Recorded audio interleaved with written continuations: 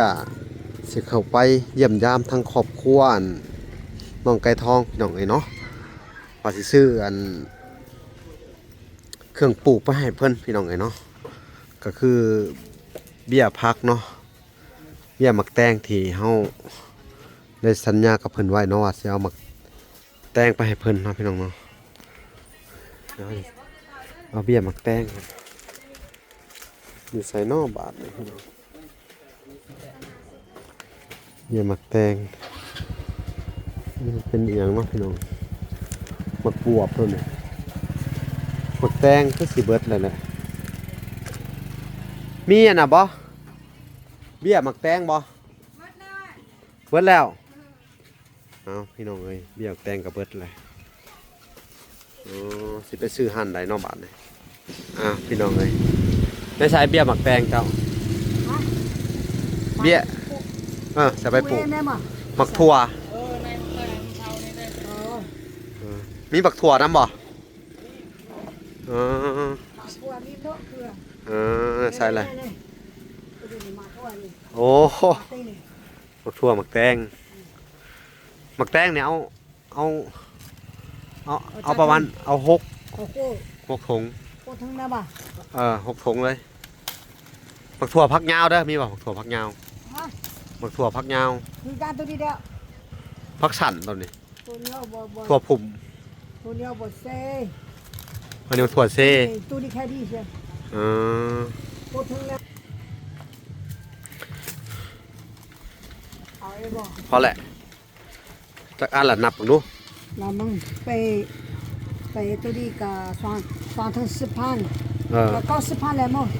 90,000โอเคพี่น้องเอ้ยเนาะทางเวลาก็เดินทางมาฮอดเฮือนฮอดซานเพิ่นแล้วเนาะโอ้ไก่ทอง เมาเครื่องอันน่ะเบี้ยมาเบิ่งเบี้ยนี่เบี้ยหมักอันนี้เขาซื้อมาครบไว้แหละเด้อมีทั้งบัวเด้อมีบ่บัวหดน้ำจุเจ้าบ่มีนะคักบ่ล่ะซื้อบัวมาให้พร้อมมีบัวหดอันน่ะหดผักเนาะ3 อันเนาะพอดีหดสวยกันเนาะเอาสบายดีก่อนสบายดีลูกสู้ๆบาทนี่เนาะอันนี้ก็เป็นของทางเอื้อยกับอ้ายอยู่ทางอเมริกาคือเก่าเด้อทาง USA คือเก่าผู้ที่ซื้อสังกะสีเนาะผู้ที่สมทบทุนสร้างอะไรซื้อดินให้เจ้าน้ำแน่แล้วก็ซอยเหลือเจ้าซื้อข้าวซื้อนั่นในเบื้องต้นเนาะแล้วเพิ่นก็พากมาสมทบอีกซื้อผ้าแถบเนาะผ้าแถบแล้วก็ซื้อไม้นี่เด้อ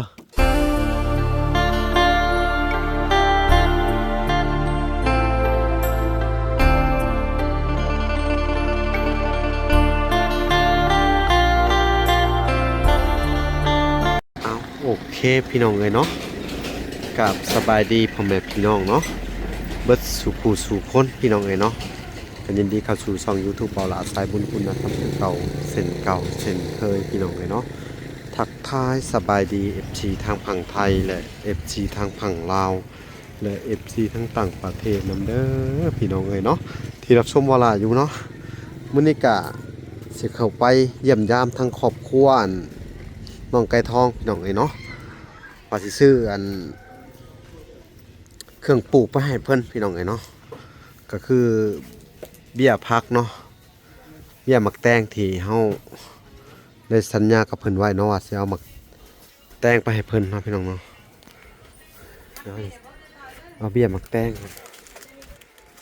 อยู่ใส่นอกบาทเลยพี่น้องเบี้ยหมักแตงมันเป็นอย่างเนาะพี่น้องหมักบวบตัวนี้หมักแตงก็สิเบิดเลยแหละมีอันน่ะบ่เบี้ยหมักแตงบ่เบิดแล้วเอาพี่น้องเอ้ยเบี้ยหมักแตงกับเบิดเลยสิไปซื้อหั่นได้นอกบ้านเลยจะให้สิหลอกเบิ่งหั่นมาอีกพี่น้องเอ้ยเบี้ยพักเนาะโอเคเดี๋ยวจะไปหาหลอกบังหันใหม่อีกที่หนึ่งพี่น้องเลยได้ใช้เบี้ยหมักแตงเจ้าเบี้ยจะไปปลูกหมักถั่วมีบักถั่วน้ำบ่ ใส่อะไร ตัวนี้มาทั่วนี่ โอ้โห มาตีนี่ มักทั่วมักแตงมักแตงเนี่ยเอาเอาประมาณเอาหก โอ้โห ถุง โคทั้งนั้นบ่ 6 ถุงเลย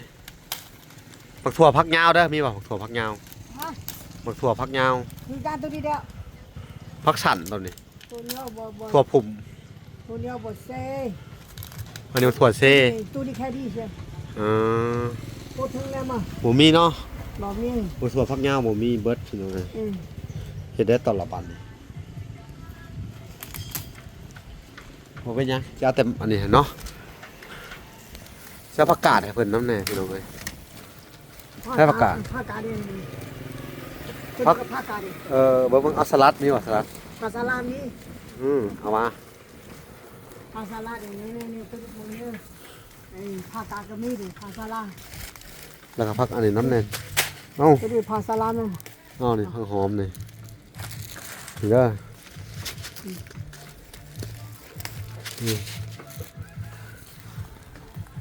มีบัวบ่ ฮะ บัว ผักปัว บัวหดน้ำ อ๋อบ่มีใช่ อืม ลาตัวนี้ อืม เดี๋ยวตัวนี้มาทั่วตัวนี้เด้เนี่ย ถั่วพักยาวเอามา2 อัน สองอันเหรอ เออ มีแต่อันเดียวได้เชียว อันเดียวก็พอค่ะ เอาอันเดียวผักกาดตัวนี้เด้ เอามาสับผักกาดอันหนึง ฮะ เอามาผักกาด ผักกาดอันนึงแม่บ่ นี่อยากพักพี่น้อง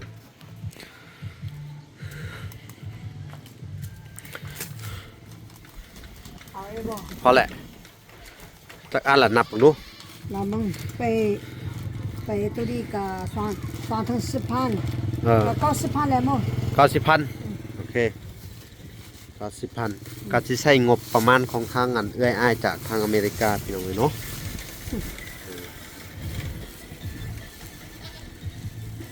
90,000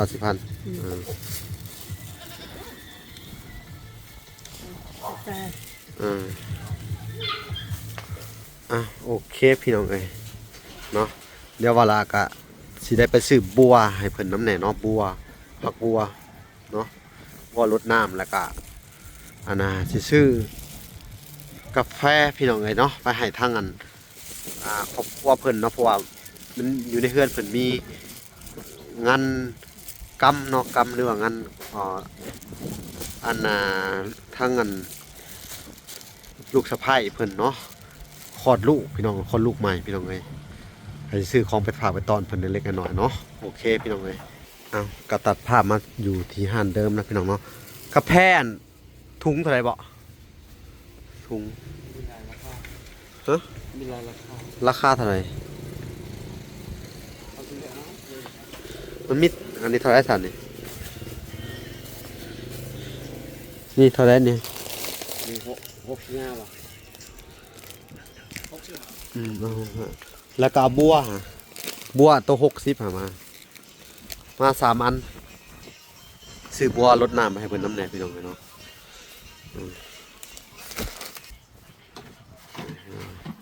ใส่ถุงให้ไหน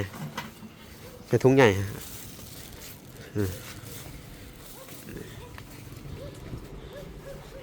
เดี๋ยวสิไปจ่ายให้เพิ่นก่อนพี่น้องกาแฟ1ใส่ถุงให้แน่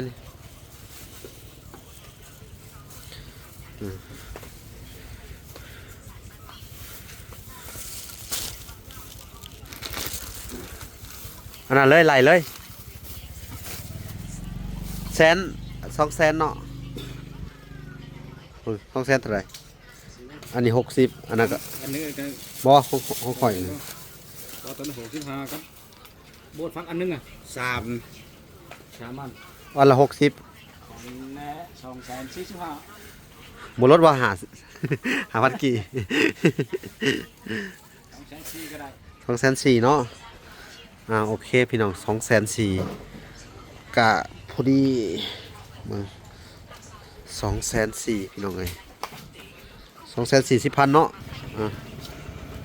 ให้เพิ่น300,000 260โอเคขอบใจเด้อนี่พี่น้องเอ้ยโอเคพี่น้องเฮาก็สิได้ออกเดินทางไปบ้านน้องไก่ทองเนาะนี่ได้บัวแล้วพี่น้องเอ้ย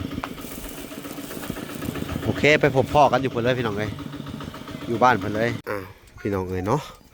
ทางเวลาก็เดินทางมาฮอดเฮือนฮอดซานเพิ่นแล้วเนาะโอ้ไก่ทอง เมาเครื่องอันน่ะเบี้ยมาเบิ่งเบี้ยนี่เบี้ยหมักอันนี้เขาซื้อมาครบไว้แหละเด้อมีทั้งบัวเด้อมีบ่บัวหดน้ำทุกเจ้าหะบ่มีนะคักบ่แหละซื้อบัวมาให้พร้อมมีบัวหดอันน่ะหดผักเนาะ3 อันเนาะพอดีหดสอยกันเนาะเอาสบายดีก่อนสบายดีสบายดีลูกอีหล่าได้น้องบ่ได้น้องฮะน้องโอ้ผู้หญิงหรือผู้ชายอะนะผู้ชายโอ้ดีใจนำเด้ออันนี้กะซื้อกาแฟเด้อมาให้เด้องานเฮือนกรรมหมดแล้วเอาเบิ่งนี่พักเลยหิวเอาก่อน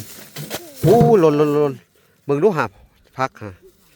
เบิ่งดูเป็นจังไดข้าวบ่หมักแตงนี่เบี้ยหมักแตงเอาให้6 ซองหมักอะไรเคยหมักแตงใหญ่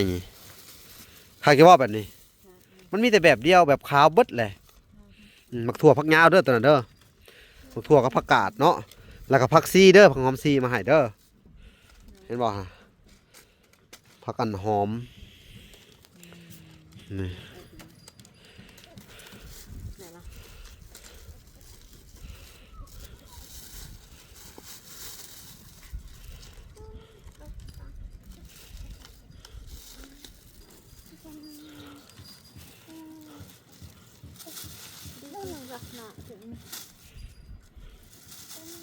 เอาเก็บไว้ก่อน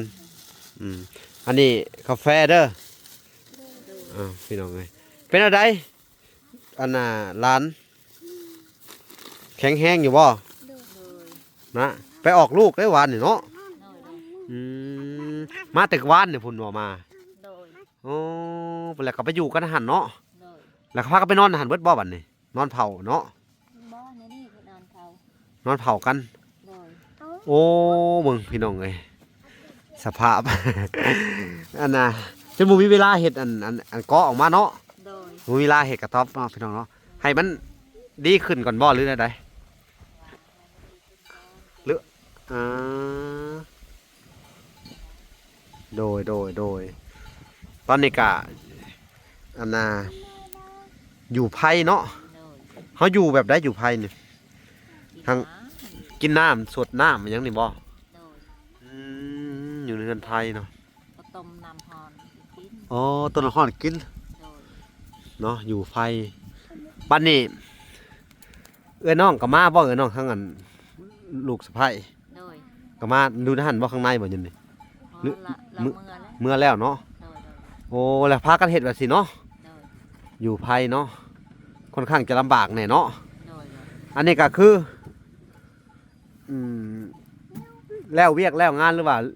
วิทย์อันนั้นก็สุดเจ้าพากันปลูกก็เด้อหมักแตงดีใจอยู่บ่ดีใจ อันนี้ก็เป็นของข้างอันเอื้อยกับอ้ายจากอเมริกาคือเก่าเด้อเพิ่นช่วยเหลือเจ้าเนาะย้ายไปนั่งศาสตร์ไป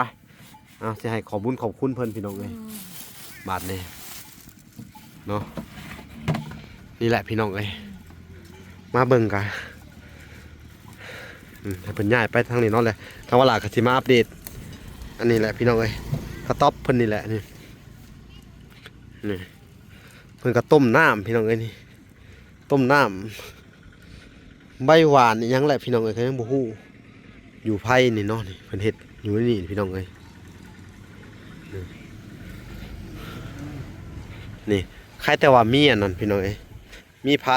กระจาดในเรื่องมีผ้าแถบเนาะเพิ่นก็อยู่ภายในนี่เนาะฝุ่นหลังคาตัวนั้นก็ไปแหละพี่น้องเอ้ยเอ้าเพิ่นยังบ่มีเวลาเฮ็ดเพิ่นว่ามื้อนี้เนาะจนบ่มีเวลาเฮ็ดเนาะ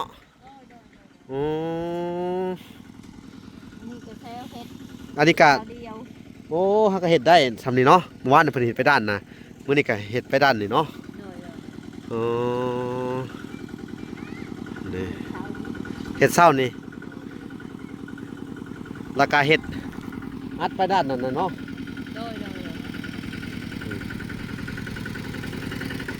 เนาะพี่น้องเอ้ยนี่แหละก็ คนมาอันนี้มาอิหยังมาเกินงานเฮือนกรรมเนาะหลายบ่เมื่อคืนนี่ ว่าทานบ่ได้ล่า โอ้แต่ว่ามื้อนี้เขาสิมาบ่ โดย เขาก็ซื้อกาแฟกับหยังมาให้เด้อ โดย งานเฮือนกรรมเนาะมาเป็นอยู่เป็นหมู่เป็นคู่กันแล้วสิเนาะนอนในนี่เนาะในตารางนะหยังนี่ โดย กะพี่น้องเอ้ยบ้านเฮากะนี่แหละถ้าอยู่ไปสิมันกะบ่เป็นระเบียบเนาะกลางค่ำกลางคืนมากะอันน่ะเป็นตาย่านได้ว่าซั่นซะเนาะ โดย เขาว่าน่ะบ่มีคนหลายก็ได้พี่น้องเนาะ โดย เอ้าก็มีแต่นอนเป็นหมู่กันนั่นแหละซุมเจ้าก็ได้เนาะโอ้ทางพ่อน้องไก่ทองมาเลยมาแต่เอาเพื่องบ่สบายดีมื้อนี้ก็ได้ซื้อบัวอิหยังมาให้เบิดแล้วเด้อเด้มีเบี้ยพักขอยซื้อมาให้เจ้าเบิดแหละมีแต่ว่างๆเจ้าก็ลงมือปลูกแล้วเด้อเนาะพุดเจ้าก็เฮ็ดคือจะเฮ็ดคือนี่แหละพุดจนบ่มีเวลาเลยบ่เนาะค่อนข้างจะยุ่งยากนำมันนี่เนาะลูกไผ่แน่เนาะ โดย เกิดลูกหุ่นลูกไผ่ลูกชายเพิ่นใครแต่ได้ต้นนี้เนาะ มีไฟหญ้าเนี่ยเนาะ โดย ได้ผ้าแถบในสนามหนาวเนาะเอาอดเอาก่อนเนาะถ้าแล้วมันก็เอิ้นว่าอยู่ดีมีแห้งไข้ขึ้นเนี่ยกะเห็นแล้วเด้อพากันเห็นแล้วเด้อตัวน่ะคือเว้าเนาะอดเอาก่อนเนาะมันยังบ่เข้าที่เข้าทางพี่น้องเอ้ยเพื่อจะเข้าที่เข้าทางมันก็บ่เหมือนของง่ายเนาะ โดย ค่อนข้างจะลำบากพี่น้องเอ้ยโอเคพี่น้องเอ้ยเอ้าอันน่ะผู้ไปเลาะเบิ่งพี่น้องเอ้ยนี่ก็คือเพื่อนบนเพิ่นเขาไปอยู่พี่น้องเอ้ยเขาไปอยู่ไผเนาะเขาไปนี่แหละพี่น้องเอ้ย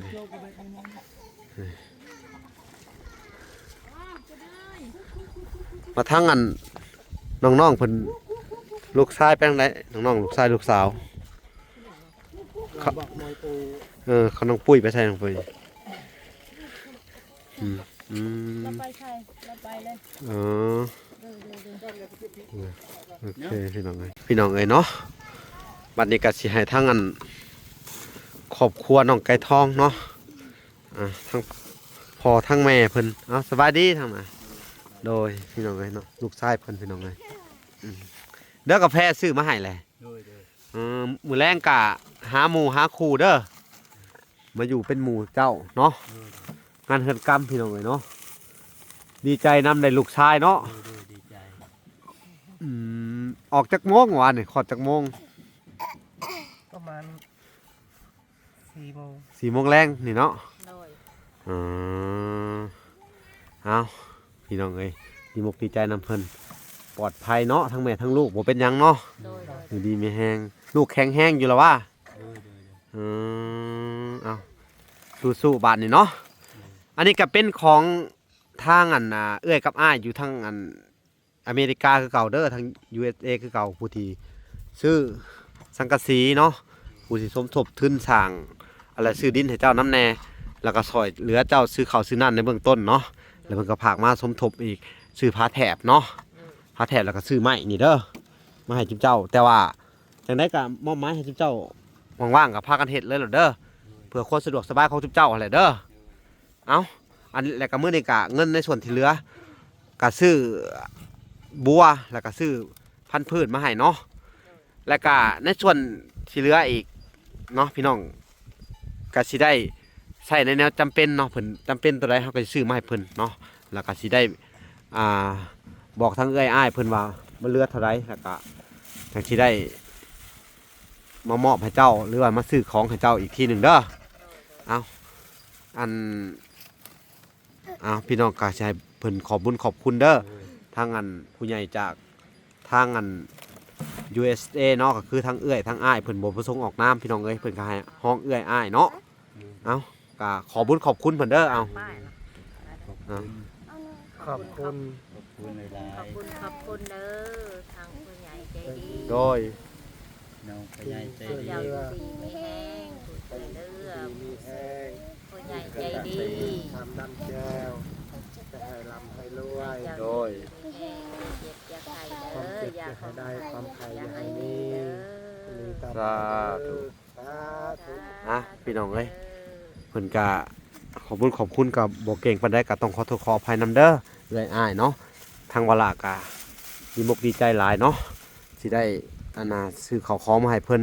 ก็ส่งเสริมให้เพิ่นปลูกพังเนาะปลูกหมักทั่วหมักแตงอันสมใจเจ้าอยากได้เด้อข่อยซื้อมาให้เลยเด้อบัวก็ได้อีกบาทนี่เนาะดีใจว่าได้บัวดิแต่เก่าเฮาใส่หยังโคตรแต่เก่าฮะได้บัวอะไรมันก็คักขึ้นแล้วบาดนี้เนาะในการปลูกผักเนาะดีใจสุดๆเลยบัดน่ะ ง่าย มันง่ายแล้วบัดนี้เนาะช่วยกันฮดเด้อบัดนี้เด้อช่วยกันปลูกผักเด้อ โดย คักแล้วบาดนี่ผู้ดีอันมันก็สิได้ โอ้ย กระจายกันไปน้ำก็ได้เนาะมีเบี้ยอันมีเบี้ยผักกาดมีอันผักซีน้ำเด้อผักหอมซีเด้อปลูกเลยเด้อ แตงมันตัว ว่างๆจัดการเลยแม่น้องไก่ทองยิ้มเปิ้ลยิ้มเปิ้ลดีใจสุดๆสมก็อยากได้เด้อ โดย เห็ดรอดเห็ดหลายๆรอดมันจะได้ปลูกขายพวกแหละก็แล้วแต่ชุนเจ้าเด้อ โดย เอาดีใจแล้วก็ท่านผู้ชมหรือว่า FC หลายๆท่านผู้ใหญ่เพิ่นเบิ่งอยู่เด้อได้ยินบ่เพิ่นเบิ่งชุนเจ้าอยู่เห็ดสมอยากได้รอด สู้ๆไปอย่างน้อยเฮาก็มีที่ซำนี้เฮาก็โอเคพากันเฮ็ดรอดเนาะเอาโอเคพี่น้องเอ้ยคลิปนี้ก็มาเยี่ยมมายามเพิ่นแล้วก็มาอัปเดตหัวสวนเพิ่นเนาะก็ขอบคุณผู้ใหญ่ที่ว่าช่วยเหลือในครั้งนี้ก็เป็นทางเอื้อยอ้ายจากทางอเมริกาเนาะขอให้เพิ่นอยู่ดีมีแฮงความเจ็บอย่าได้ความไข้อย่ามีหายเจ็บหายไข้หายเป็นยาโรคาเนาะอันน่ะปรารถนาสิ่งใดขอให้ได้สิ่งนั้นสมดังมาโนหวังเด้อเอื้อยอ้ายเอาให้มีแต่ความสุขความเจริญเนาะสาธุเอาลำรวยๆเนาะบุญรักษาเทวดาคุ้มครองหมู่เจ้าเด้อเอาบ๊ายบายคลิปนี้ก็สิได้จบลงก่อนพี่น้องเอ้ยแต่เพียงชำนี้เวลาก็จะขอตัวลาไปก่อนพอกันใหม่อีกคลิปหน้าเอาพี่น้องฝากกดติดตามคลิปตอนต่อไปพี่น้องโอเคบ๊ายบาย